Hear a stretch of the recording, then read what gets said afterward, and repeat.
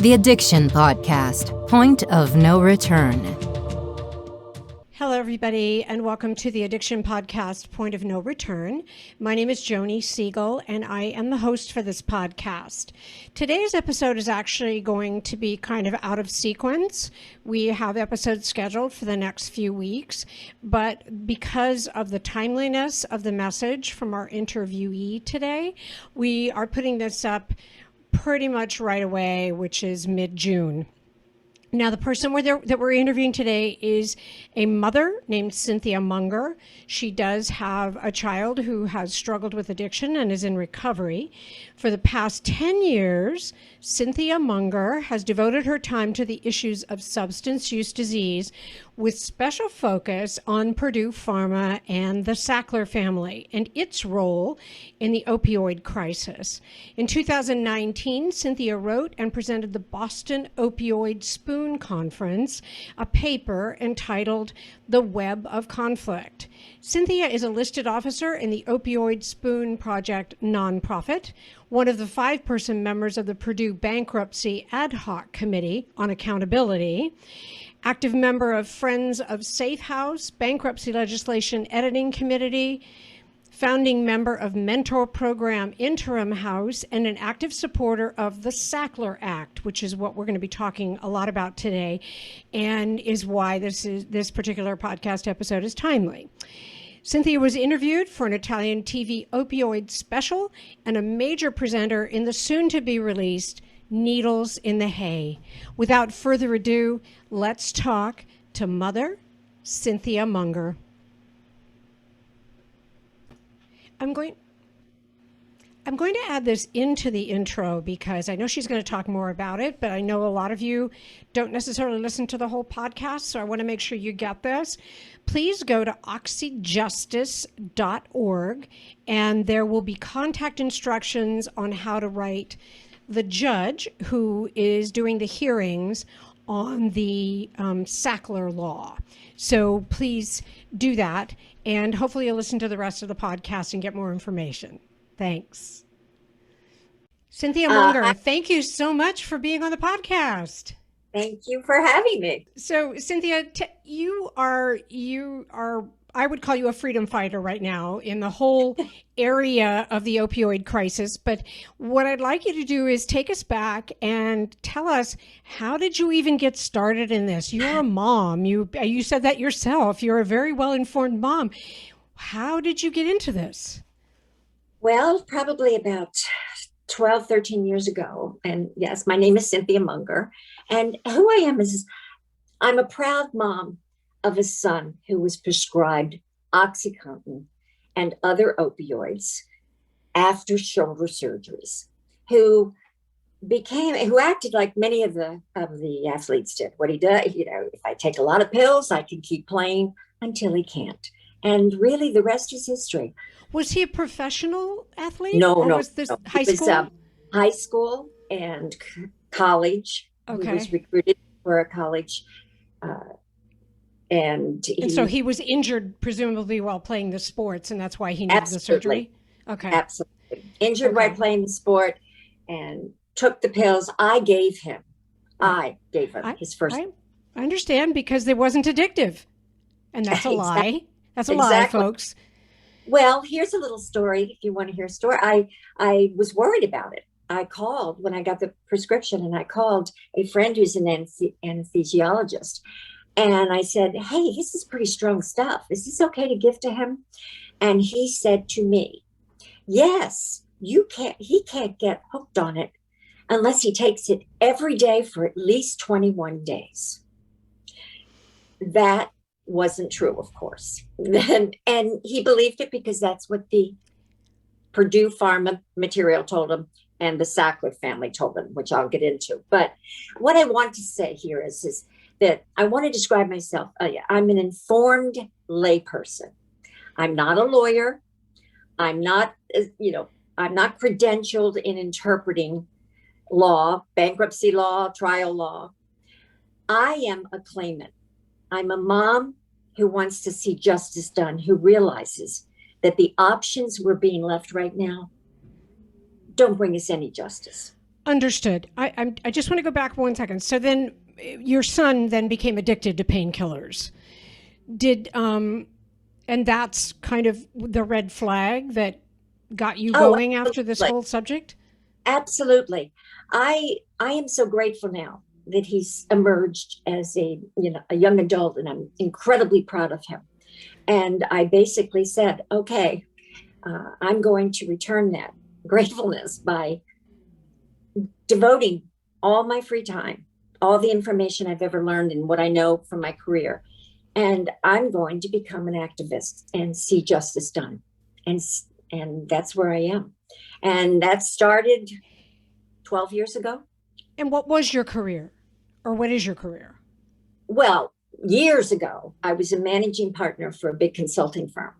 Okay. And I worked in the legal strategic business consulting practice with it, if you can figure out what that means. I spent the majority of my time, in fact, all my time, with corporate chief legal officers and law firms and their managing division. And actually, it was a great career, and it taught me research, statistical analysis. I'm able to employ a lot of the skills that I have here.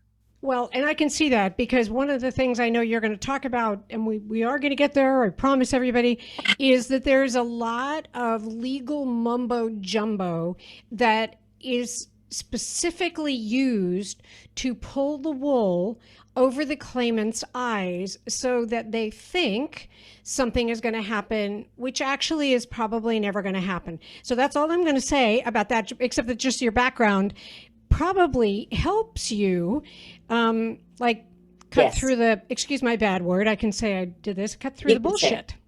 Right. And this is fraught with bullshit. So if I may return that. But that leads me to what I really want to talk about. And then I'll lead with an example that should address your question. One, I really want us to look at and frame 4 basic questions. One is, well, maybe 5. I'll start with let's give a little idea of what Purdue Pharmaceuticals is all about, because that's really the topic here. And more importantly, the topic is to isolate the true guilty party who has put OxyContin out there to the public, flooded the market, and that is the Sackler family. Yep. And what I'd like to do is frame that within the bankruptcy. How did we get to a bankruptcy? We know there's tons of lawsuits out there, but somehow Purdue Pharma, under the very, very strong tutelage and ownership and management of the Sackler family, has been able to wiggle its way out of it and put itself into a place where it doesn't belong. And that's the bankruptcy court. The second thing I want to do is, what are the Sacklers getting out of this? And I'm separating the Sacklers from Purdue Pharma. Purdue Pharma is a shell. There's really not much left of it. But ironically, it's being used as a big payout, as part of the big payout. The other thing I want to get into is, probably the individual claimants, the actual victims, the moms, the families who've lost someone, who have second mortgaged their homes, who are terrified how they're going to pay back the loans by putting their kids through expensive rehabs or inexpensive rehabs and not getting insurance coverage. The grandmoms of the children. Yep. They're the ones I'm really concerned about in this particular scenario that I believe have not been properly represented. Right. And I'm just going to say, in case somebody listening doesn't know, Purdue Pharma manufactured OxyContin and marketed it extremely, heavily to doctors, telling them that it was not addictive. Right. They flooded the market. And a little aside that I think it's important, when you referenced earlier about the Sackler family in Purdue, the lack of truth or the manipulation of truth. What happened that's interesting. I have to say it. I'm just going to say it because I can say it. They lied, Cynthia. They lied. It's not. They just flat out lied to the doctors, lied to the public. Yes, Purdue, you did. And yes, Sacklers, you knew all about it. Exactly. Exactly. And one of the ways they lied, and actually the way they manipulated information, which ended up being a lie, is they kept bragging about, oh, we're only 4% of the market, but we're only 6%. It keeps changing. But here's the thing: the way the market is measured, we measure the market based on number of pills. Okay, the Sacklers make their money based on the potency of the medication, of the OxyContin. So the relationship is a 1-to-1, one pill to 180 milligram extended release OxyContin. So it looks like they have a very small market share, but they're making a tremendous impact with these potencies. But here's the other thing, Cynthia, and I know I tend to get on my soapbox on these things. If I give you a pill and it's arsenic, and I tell you it's not going to hurt you, and you take it and you die, you are one person, I gave you one pill, I'm going to jail. I just murdered you. So exactly. Whether it's 4% of the market, doesn't really matter. Exactly. And this is all part of the machinations that they are putting out there. And I think it's really, the last thing I want to be sure we cover is that, what can we do about it? What can we do about all these things that are going on? And one of the things I'd like to bring up is Oxyjustice.org. I'm going to say that at the front end of this. And Oxy Justice was created by Pain, which is an organization founded by Nan Golden, who has done a tremendous amount for furthering the understanding of what Purdue Pharma did and through the Sackler family to the company. What I want to say here is, and I'll say this as an aside too, that the Sacklers are the brains. They're the strategists, the organizers. Purdue Pharma is simply the muscle. The executives were directed to do exactly what they were told and given some freedom based on whether or not they were loyal enough to be creative within that framework. The Sackler family are the guilty party. Exactly. And because I know we're going to talk more about it, but the whole point here is that while lawsuits were filed against Purdue Pharma, it was a long time, I think, before anybody really looked at the fact that the Sacklers were the mastermind behind it, and they are hiding behind some sort of corporate veil. So tell us really briefly kind of the legal history and where we are today. Okay.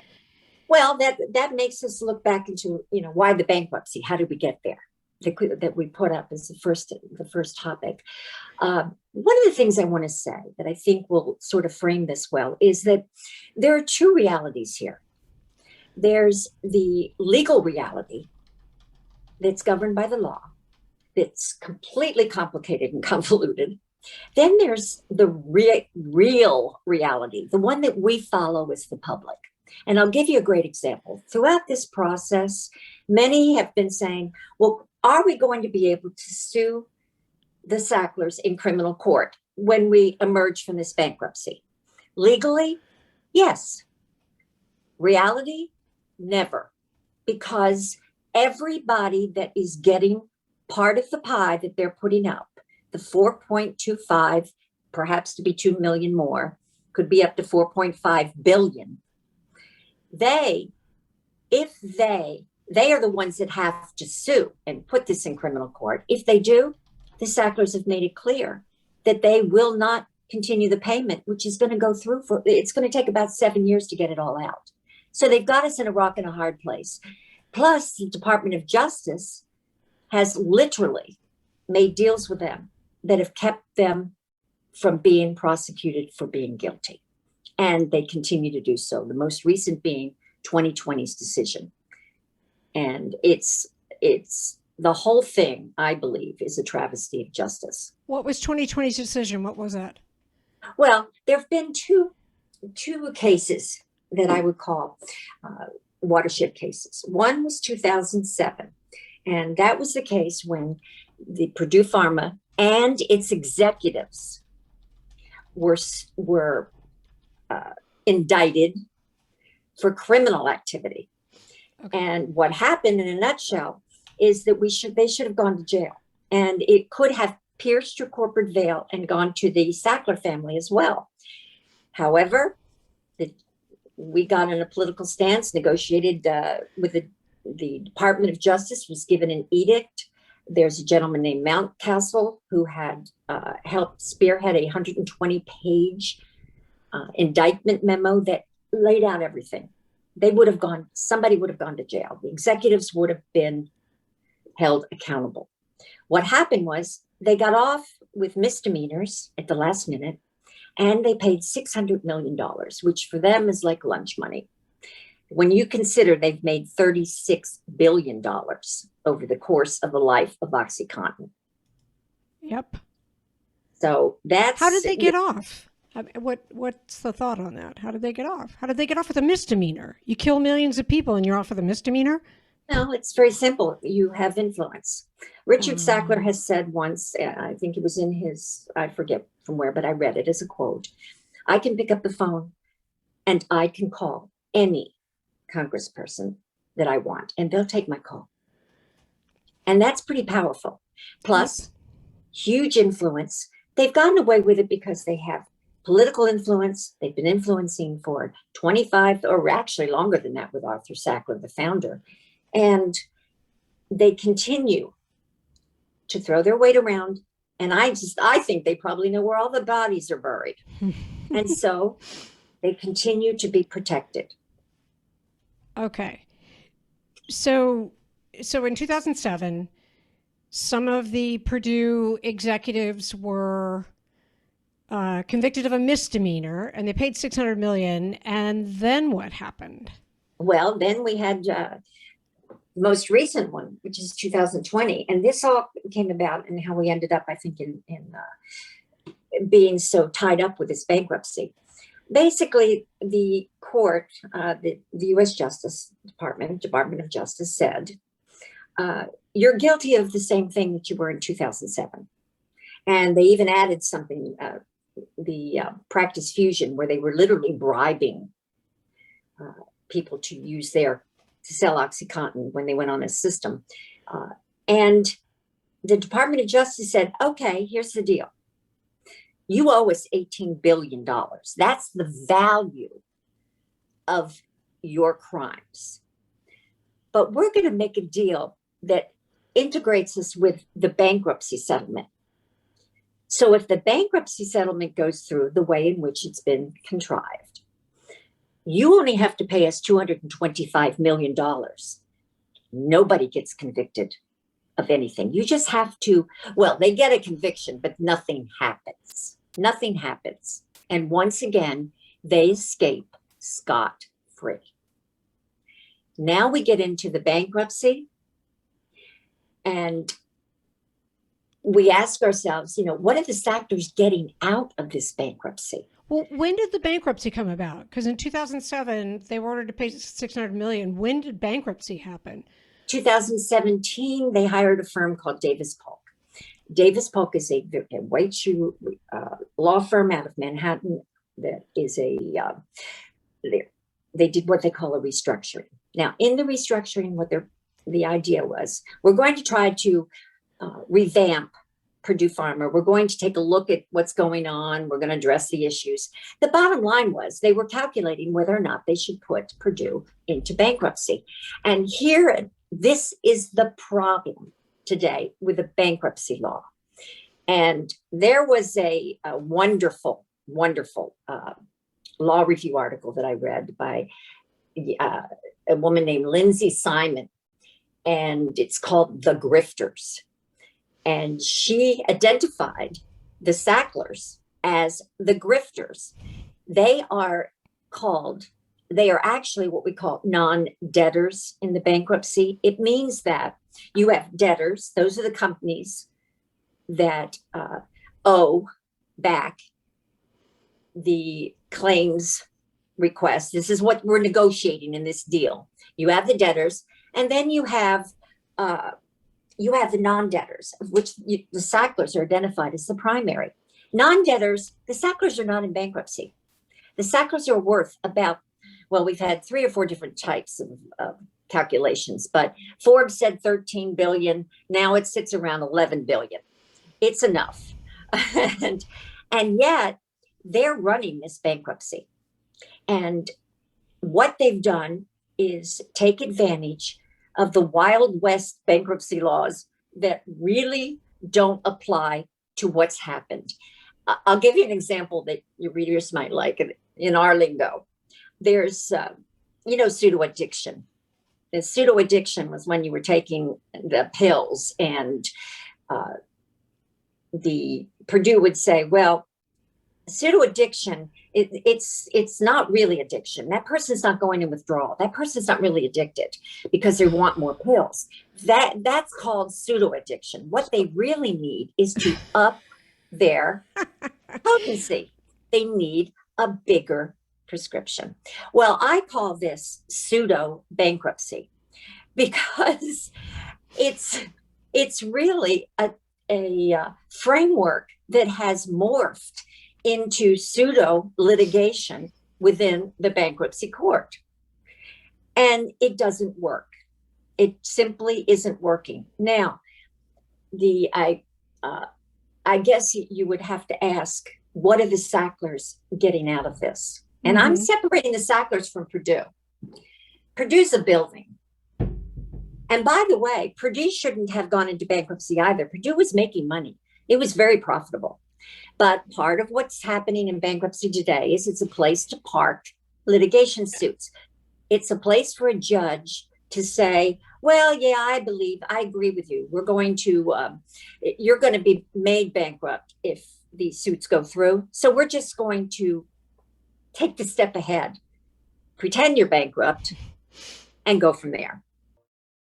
You are listening to the Addiction Podcast, Point of No Return. For more information on the podcast, or to reach out if you have a story you would like to share with us, go to our Facebook page by the same name, or you can email us at theaddictionpodcast@yahoo.com, or go to our website, theaddictionpodcast.com, or call us at 727-314-7080. And please remember to subscribe to our podcast wherever you listen to podcasts and give us a 5-star review. Sometimes the hardest thing about getting someone into recovery is getting them to agree to treatment. Bobby Newman, a certified drug counselor with 30 years experience and an over 85% success rate as an interventionist, has created a series of 12 videos that you can use right now to learn every step to get your loved one to agree to treatment. Call 1-833-918-0008 today and say the word podcast to get a 10% discount. Or go to newmaninterventions.com and type in the word podcast for a 10% discount. This service comes with a free 1-hour consultation with Bobby. It's almost a way to hide assets. Do you know what I mean? Well, we'll get to that because we go back again to what are the Sacklers getting out of this. Basically, I think the biggest thing that they're getting out of this is they are getting a complete and total release of any liabilities. Now, I'm going to read something to you that came out of 11 pages of the release. I couldn't begin to understand all the legalese in this. It is so confusing. But the Sacklers are demanding, under Judge Drain's approval, complete release. And I want you to focus on the words that are in the legal document. The released parties shall be conclusively, absolutely, unconditionally, irrevocably, forever, and permanently released. That's in a legal document. That's almost shameful. And what it really provides is that anybody that have held or asserted any claims shall be permanently and forever stayed. So the 600 lawsuits that are out there, when this goes through, these people are just out of luck. They have their claim if they filed it. And when you look at the other, why are the Sacklers so adamant about getting this clearance and about getting these releases? You mentioned the offshore. Right hiding now, assets, yeah. hiding assets, yes. The Sacklers are part of the 1%, and that's a huge problem we have across the board. Can I prove it? No. I've been tracking Sackler money for years and even have access to the ICIJ, which is the International Consortium of Investigative Journalists databases. And I see the Sackler name all over the place. I think I also sent an email to you that listed everybody that's on a list, this huge list of about 300 people, all their associates, all of their friends, their family lawyers, which is incredibly important for them to clear, and hundreds of shell companies, of LLCs, real estate transaction trusts, philanthropic trusts, family trusts, all are released. All are released in this bankruptcy. And we know, I mean, I'm sure that there's money being packed away. For example, the latest, they sold a part of Purdue recently, and it was approved by the judge. And they sold it for cash. Well, cash is probably the easiest thing to hide. Mm-hmm. And you hide it in real estate, and you hide it in trusts, and you hide it in shell corporations, and you hide it offshore. And so that's probably going on. But that's, they're going to be released from all that.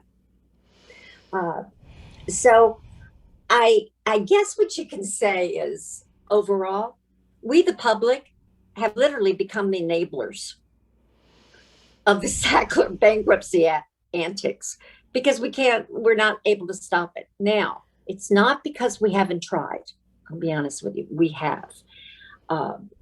We have a pro bono lawyer that has been just fabulous, because one of the biggest things is that the public's voice has been interpreted in Judge Drain's court by Davis Polk and all of the other law firms representing the Oxy cotton makers, Purdue Pharma, and the Sackler family and all of their interested parties. Our voice isn't being recognized at all, the individuals.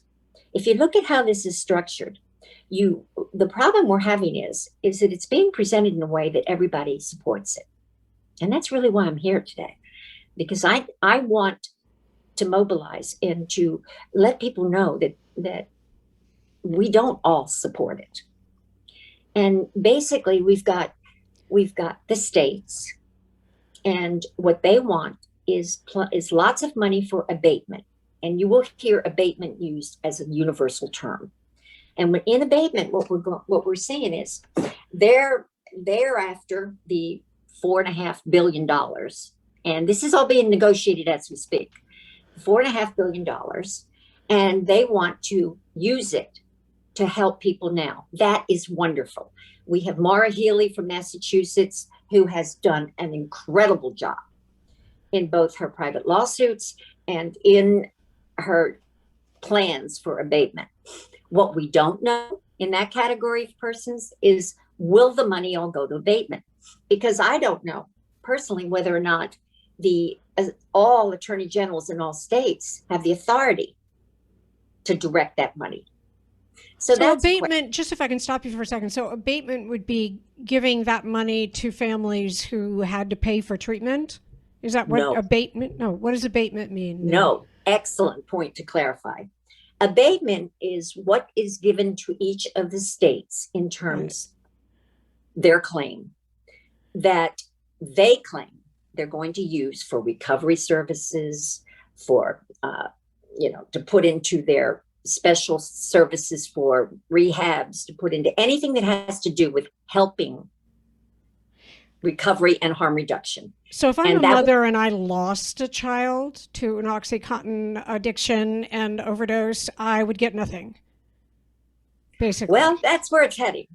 And because it's the other category that is out there are the individual claimants. And I hear numbers everywhere from, maybe 160,000 private claims, like an individual. But within that category of claims, there's also a group that are getting a lot of money that represent corporations that are going back to be paid back for their harm. And that is people like Blue Cross Blue Shield, CVS, which is very ironic that in the MDL court, CVS is going to have to pay settlement. And in the bankruptcy court, CVS is getting money. So you can see how crazy this whole thing is. Yeah. But lost in the shuffle are the individuals. Now, let me say this, and I think this is a real important point for us to know. All of this is important and right. The states need a lot of money and deserve a lot of money, some more than others, to pay back the horrible costs they've had to put out to keep people alive. The individual, the parents that have lost kids, the parents that have put out hundreds of thousands of dollars for rehab, they deserve to pay off their mortgages and their loans and to be made whole again. The grandparents deserve to have funding that they can use to raise grandchildren that they never expected to raise. They're the ones getting shortchanged. What I wish we could do is have everybody get what they should get, everybody. And that means we have to break the corporate veil and we have to get to the Sacklers. And that is what this bankruptcy is protecting. And is that what the Sackler Act would effect? What is the Sackler Act? I actually saw it, but sometimes reading that type of language is not the easiest for me. And I will tell you that I didn't fully understand the bottom line. Okay. The Sackler Act is, and first of all, the Sackler Act is a wonderful approach. And and what it does in a nutshell is it will prevent the judge from stopping all of the litigation cases that are currently stayed and will be forever stayed when the bankruptcy goes through and the Sacklers get their releases. So people like Maura Healey, and Massachusetts, that have written this incredible litigation case and research, they'll get to prosecute, they'll get to go ahead. Okay. In a civil court. I said prosecute, and what I really mean is they'll go ahead in a civil court. Okay. And right now they can't. We're sitting on all this evidence that can't be used, and it will never be used. So that the Sackler Act is taking away the power, a lot of the power of the bankruptcy judge, which has evolved to the point where a bankruptcy judge can literally make a decision on the basis of their judgment. There are the checks and balances that you would get in a trial court. They aren't there. There's no trial of your peers. There's no one questioning it except the judge. Now, understand, bankruptcy started out as being just about assets. And, somebody goes bankrupt, they try to find the money they've got, and then you all fight over it and see what percentage of it you get. And the judges were great. I mean, they're very financially oriented. They were very regimented within their law. The law hasn't changed, but now we're a pseudo litigation court. And so the Sacklers are basically using the bankruptcy court to protect themselves from any further civil lawsuits. Civil and from a realistic standpoint, criminal. Right, exactly. And so the Sackler Act, is that a piece of legislation just in Massachusetts? No. Sackler Act is a federal piece of legislation. Okay. And recently in the hearing, we were it was presented by Maloney, Representative Maloney, who introduced it. And we are fighting to get it through. These things take time. And it's named, we were hoping, and if it can happen now, even now, there is an outside chance it could happen. But we're getting into some political quagmire as usual. If the Sackler Act could go through within the next 60 days, then we would be able to sue the Sacklers. Okay. And is that what going to Oxyjustice.org and people writing in and contacting the judge, is that what that's going to help, or? Well, actually, there are two websites, but if you go to Oxyjustice.org, that website has the link to the Sackler Act .org. Okay. And yeah, it is .org, right? I have to be sure I'm saying that. And the Sackler Act, if you go into the Sackler Act website, you'll see a complete set of letters, everything done for you that you could write your representative. And I mean everything. It'll take you 5 minutes. Under what we're after, and I might as well just put it out there right now. What we're after right now is Judge Drain holds the key to this. As much as he protects the corporations, he protects the rigidity of his law, he can make judgments that would enable us to have more benefits from this. And he's not. We need a call to arms. We want everybody to go to oxyjustice.org. We're giving you the contact information. We're giving you suggestions of what to write. We're laying out the issues that are harming the individual claimant. And we want these letters to go to Judge Drain. So let's look specifically at, what's the public getting? Let's take a look at we know what the bankruptcy is providing for the Sacklers. It's basically giving them complete immunity. It's basically giving them future opportunities to manage their money without scrutiny. It's allowing them to continue to exploit in the same manner that they are now overseas. The OxyContin penetration overseas is growing by leaps and bounds through the company called Purdue Pharma. And they're going to walk away from this potentially richer than they are right now. What are we getting in return? Well, number one, the payout doesn't even begin to be commensurate with what people need to bail themselves out. It's between 770, 750 million.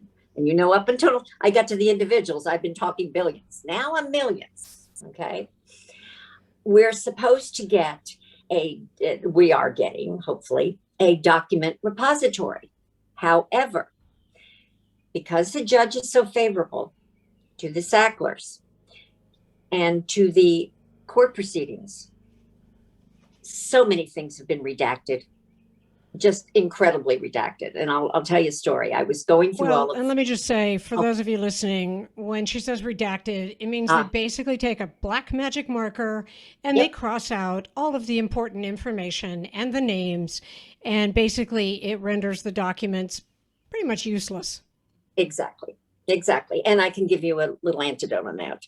For example, I was going through an email that had been released, and I was all excited. It was an email from David Sackler. David Sackler is a member of the Sackler family that handles the Raymond Sackler Family Trust through a company called Summer Road in Florida. And I got all excited. He was writing his mother. And he's telling her how concerned he is about everything. And it gets to the part where he's going to give me detail that actually lets us know exactly how guilty and how much they knew before. I flipped the page and there it is, all black. I mean, if I had printed those pages, my printer would have been out of ink long before now. And I remember just sort of looking, going, this is nuts. Now, that is the type of document that would be put in the repository that is supposed to make people understand the truth. And that's a fight. We don't have it yet. What else are the public supposedly getting? Well, I think the bigger thing is, what are they not getting? Okay, because those two things are the big. They get measly amount of money. They get a repository. Oh, don't let me forget. They get we get to sell OxyContin. We get to sell opioids. What? Yes. The entire settlement is framed as being valued. Initially, it was 13 billion. It's dropping now. And in that valuation is something called a public benefit corporation. Purdue Pharma is not being liquidated. Purdue Pharma, under Chapter 11, is being reorganized and going to come out a better company. Well, everybody has written. There have been so many learned articles that have basically said this is crazy. You're not going to change the stripes. It's going to keep, if they can retain, the same executives intact. It's supposed to be carefully under an oversight, but we know from previous situations like that oversight that is put into play after a negotiation has been reached that is government owned doesn't work. They just don't follow through. They let it happen as it falls. Right. So basically, that company is supposed to make up the difference between a recent valuation of about 10 billion and the 4.25 billion that's coming from the Sacklers. So this company has to be profitable, and it's been milked. They've taken all of the money out of it. Right. It's a shell. And this court is letting it happen. Now, we've been screaming bloody murder. We need better valuations. We're not getting the appropriate valuations of these indices. And there's lots of questions we have. Right. So, Cynthia, if we can, let's just kind of wrap it up and tell people one more time what it is you want them to do and why. And I mean, that's really the call to action, if you will. And that's the main reason why we're making this a special episode and putting it up as soon as we can, because people need to do it now. Right. Okay. What we want is to establish Oxyjusticeorg as a forum for people to write Judge Drain. And we will be posting on it. For example, we're going to give everything we've talked about today, because I know it's a lot and it's so much information. But the bottom line is we're going to have up there, in summary, what's wrong with the plan. And I just wrote them down. What's wrong with the plan? Well, we're losing our opportunity to sue. We're getting a paltry amount of money. They're getting broad releases for everybody, past, future, and in perpetuity. We don't have a means of appeal. And I don't want to forget this part. We need an examiner. Jonathan Lipson has done an excellent job educating us and explaining. An examiner is an objective person that comes into the bankruptcy and looks at all the issues we've uncovered and identified. The judge refuses, because if they do, everything we've talked about will come to light. And if what we've talked about comes to light, it will be very difficult to pretend it's not happening. And we have there's a motion that's been put in, and it's very good. I think Judge Drain will say no. But in our call to action, we want people to look at what we've laid out as options for them to talk about. And if they want, we want them to put in their letter, we needed an examiner. We've tried to get an examiner for months. We keep getting shut down. Why not? We want our voices heard, not interpreted by the court like they have been.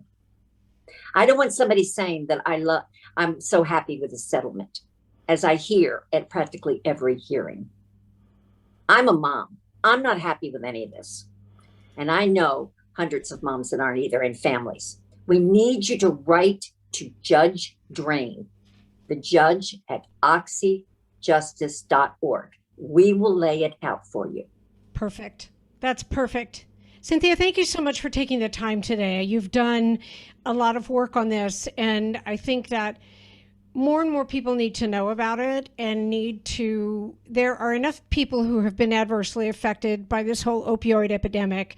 This is it's very frustrating, I'm sure, for a lot of our listeners who either have someone who is still addicted, even in recovery, or someone that has died from opioid overdoses. And this is a way you can kind of take some of that frustration and channel it into something for the good.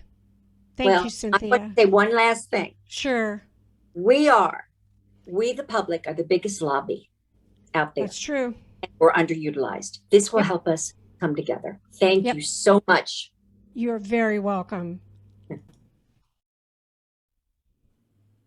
Once again, thank you for listening. And if you want to make a difference in this whole opioid epidemic, which has not gone away, it sometimes loses some of the focus because of things like COVID-19, but it's still there.